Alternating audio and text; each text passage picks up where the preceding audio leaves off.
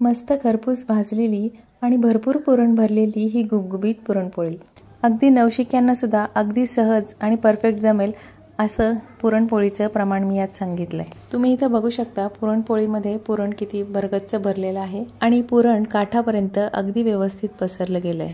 मस्त खमंग भाजलेली पुरणपोळी आणि त्याबरोबर साजूक तूप तुम्ही इथं बघू शकताय। बघतानाच कळते ही पुरणपोळी किती मऊ आणि लुसलुशीत झाली आहे। नमस्कार आणि बरेच काही मध्ये मी तुम्हा सगळ्यांचं अगदी मनापासून स्वागत करते। या व्हिडिओमध्ये मी पुरणपोळीसाठी भरपूर अशा टिप्स दिलेल्या आहेत, त्यामुळे अजिबात स्किप न करता तुम्ही हा व्हिडिओ पूर्ण नक्की बघा। इथं मी हरभरा डाळ घेतली आहे। आता एका भांड्यात मी 1.5 फुलपात्र भरून हरभरा डाळ मोजून घेतली आहे। एखाद्या मोठ्या वाटीने पण तुम्ही हे माप घेऊ शकता।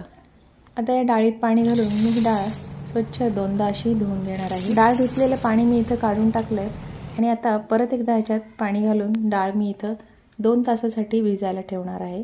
पुरणासाठी आपण डाळ अशी भिजवली की डाळ चांगली शिजते। आता आपण पुरणपोळीसाठी कणिक मळूयात। मी इथं 1.5 फुलपात्र भरून गव्हाचं पीठ घेतलेलं आहे आणि अर्धा फुलपात्र भर इथं मी मैदा घेतलेला आहे। आता हे आपण बारीक पिठाच्या चाळणीनं दोन्ही पिठं एकत्र करून चाळून घेऊयात।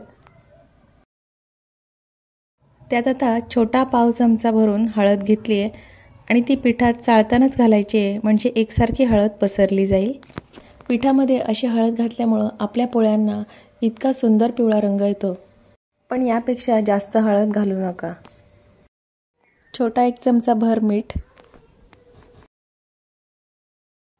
कोरडा असतानाच असं हे मीठ मी इथं मिक्स करून घेतलंय। 1 मोठा चमचा भरून मी या पिठात तेल घातलंय। तेल घातल्यानंतर पीठ आपण अशा पद्धतीनं हे असं चोळून घ्यायचंय। आता हे तेल आपल्या पिठामध्ये व्यवस्थित मिक्स झालंय। आता थोडं थोडं पाणी घालून हे पीठ मी आता मळून घेतेय। आपण रोज पोळ्यांना जी कणिक मळतो त्यापेक्षा ही कणिक थोडीशी सैल भिजवायची आहे। जे नवशिके असतील त्यांनी ही कणिक मळताना मैदा नक्की वापरा। पुरणपोळीसाठीची कणिक आपली परफेक्ट असली की आपल्या पोळ्या अजिबात फुटत नाहीत। कणकेसाठी सगळ्या टिप्स मी इथं सांगितलेल्या आहेत, त्यामुळे तुम्ही अजिबात व्हिडिओ स्किप करू नका। आता ही कणिक मी एका भांड्यात घेतली आहे आणि त्यावर कणिक बुडेल इतपत पाणी मी त्यावर घातलंय। आता यावर झाकण ठेवून हे तासभर भिजण्यासाठी असंच ठेवूयात। तासाभरानं मी या पाण्यातली कणिक काढून घेतली आहे। असं यातलं पाणी थोडंसं निथळून घ्यायचंय आणि एका ताटाला असं थोडंसं तेल लावलंय आणि त्यात मी ही कणिक अशा पद्धतीनं मळून घेतली। कणिक मळताना आपण अशी ही मुठीनं मळायची आहे आणि हाताला पीठ चिकटत असेल तर थोडं थोडं तेल घालायचंय। अशी आपण कणिक छान मळून घेतली की आपली पुरणपोळी छान मऊसूत होते आणि पोळ्या आपल्या अजिबात फुटत नाही, त्यातून पुरण अजिबात बाहेर येत नाही। इथे मला 3 चमचे तेल लागलेलं आहे। तुम्ही आता इथे पुरणपोळीची आपली कणिक बघू शकताय किती मऊसूत आणि छान दिसतीये। आता ज्या भांड्यात आपण कणिक ठेवणार आहे त्या भांड्याला थोडंसं असं तेल लावून घेतलंय आणि त्यावर हा आपला कणकेचा गोळा ठेवून वरनं थोडंसं तेल लावून घेणार आहे। हे पीठ मळण्यासाठी मला इथं 3 चमचे तेल लागलंय। आता वरनं सुद्धा तेलाचा असा हात फिरवून झाकण ठेवायचं आहे। आपली ही सगळी तयारी होईपर्यंत आपली ही डाळ छान भिजली आहे। आता कुकरमध्ये मी ही डाळ सगळी घातली आहे आणि त्यातलं पाणी पण घातलंय। डाळीच्या वर पेरभर पाणी येईल इतपत पाणी त्यात वाढवायचं आहे। छोटा अर्धा चमचा मी यात हळद घातली आहे आणि 1 चमचा भर तेल घातलंय। हळदीनं आपल्या पुरणाला मस्त पिवळा रंग येईल आणि तेल घातल्यामुळं आपली डाळ जास्त उतू जाणार नाही आणि ती छान शिजते। कुकरच्या इथे मी 7 शिट्ट्या करून घेतल्या। आता वाफ गेल्यानंतर कुकर उघडून बघूयात।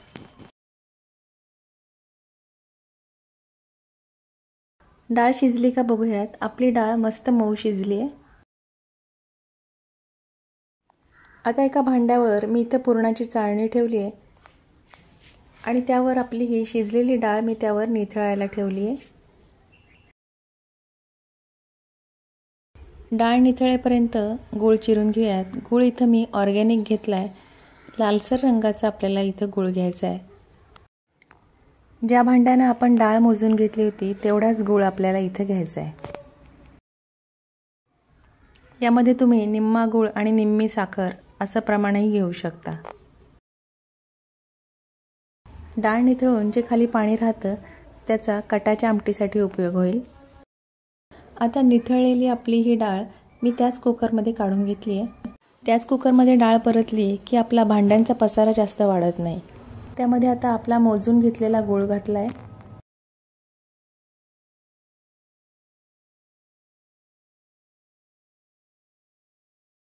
छोटा अर्धा चमचा मीठ घातलं आहे. आता आपण हे पुरण परतवून घेऊयात. जसं जसं पुरण परतलं जाईल तसं त्यातला गूळ वितळल्यामुळं आपलं पुरण सुरुवातीला हे पातळ दिसणार आहे. मध्यम गॅसवर आपण हे पुरण परतून घ्यायचं आहे आणि हळूहळू त्यातलं पाणी आटत जाताना परतताना आपल्याला हाताला जड वाटायला लागतं. आपलं पुरण तयार झालं आहे की नाही हे ओळखण्याची खूण म्हणजे आपला चमचा पुरणाच्या मध्ये असा उभा ठेवायचा आहे आणि तो बरोबर मध्ये असा उभा राहिला आणि पडला नाही की समजायचं आपलं पुरण तयार आहे. गॅस बंद केल्यानंतर आता त्यात मी घातले अर्धा चमचा वेलची पूड आणि थोडं जायफळ मी असं किसणीवर किसून घालते. जायफळ नेहमी असं आयत्या वेळीच किसून घालायचं. जायफळ घातल्यामुळं पुरणपोळी पचायला सोपी होते. आता हे सगळं व्यवस्थित मी हलवून घेतलंय. आता एका मोठ्या भांड्यावर मी आपली पुरणाची जाळी ठेवून घेतली आहे आणि त्यात आता थोडं थोडं पुरण घालून ग्लासच्या मदतीनं मी असं पुरण आता इथं वाटून घेतलंय.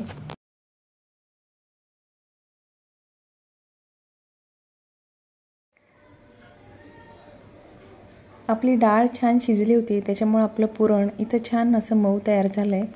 आता इथं सगळं पुरण वाटून झालंय.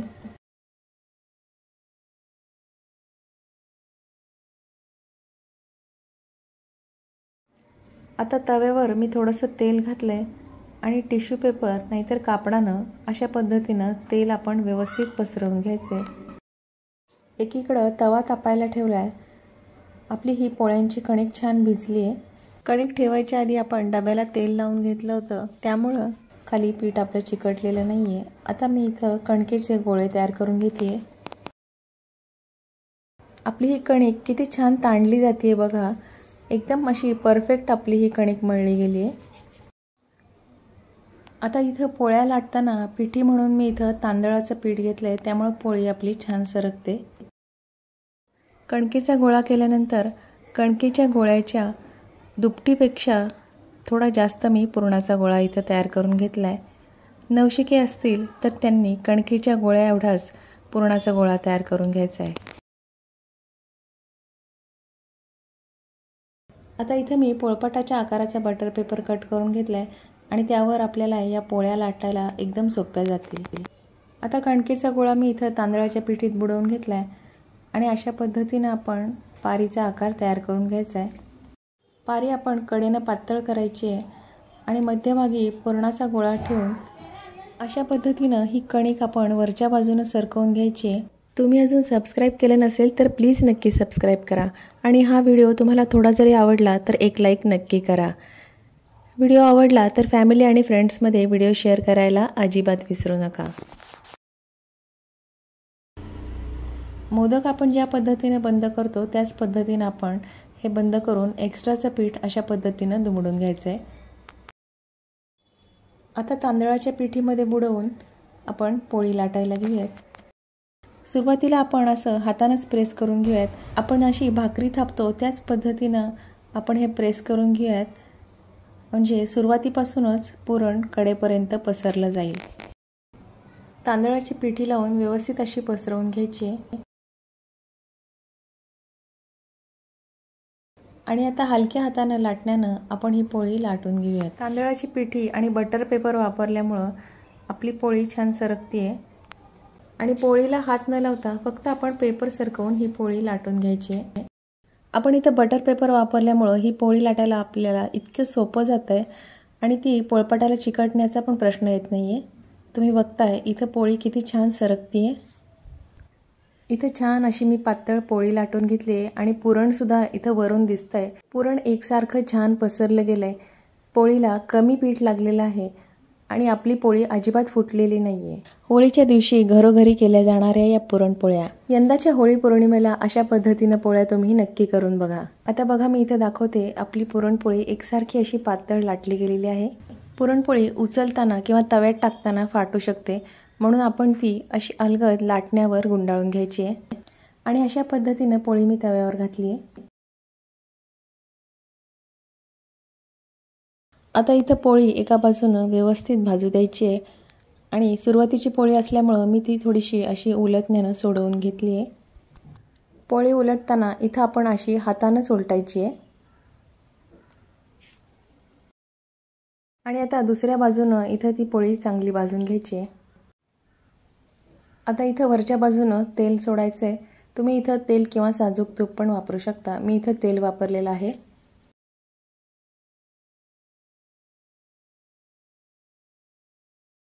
पोळी उलटल्यानंतर त्यावर मी इथं दुसऱ्या बाजूनं पण इथं तेल घातलेलं आहे. तेल व्यवस्थित पसरवून घ्यायचे आणि अलगद हातानं इथं पोळी उलटवून घेतली आहे. पोळी इथं मी मस्त खरपूस भाजून घेतली आहे. काही जण पोळी जरा कमीच भाजतात. जर तशी आवडत असेल तर तुम्ही त्या पद्धतीनेही पोळी भाजू शकता.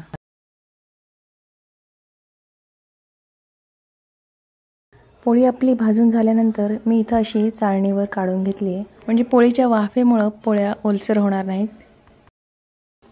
आणि ज्या क्रमानं मी इथं व्हिडिओ दाखवला आहे, म्हणजे अगोदर आपण डाळ भिजवली, त्यानंतर कणिक मळली, त्याच पद्धतीनं तुम्ही पुरणपोळीचा स्वयंपाक केला तर तुमची गडबड अजिबात होणार नाही आणि तुमच्या पुरणपोळ्या नक्कीच परफेक्ट होतील.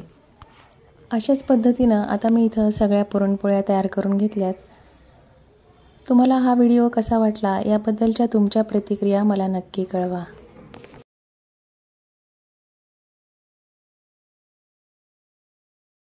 पुरणपोळीवर भरपूर असं साजूक तूप घातल्याशिवाय तिची मजाच येत नाही.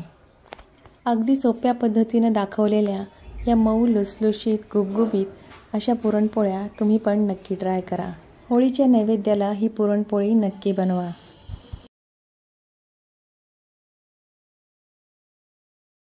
लवकरच भेटूयात अशाच एका छानशा व्हिडिओसह. तोपर्यंत बाय.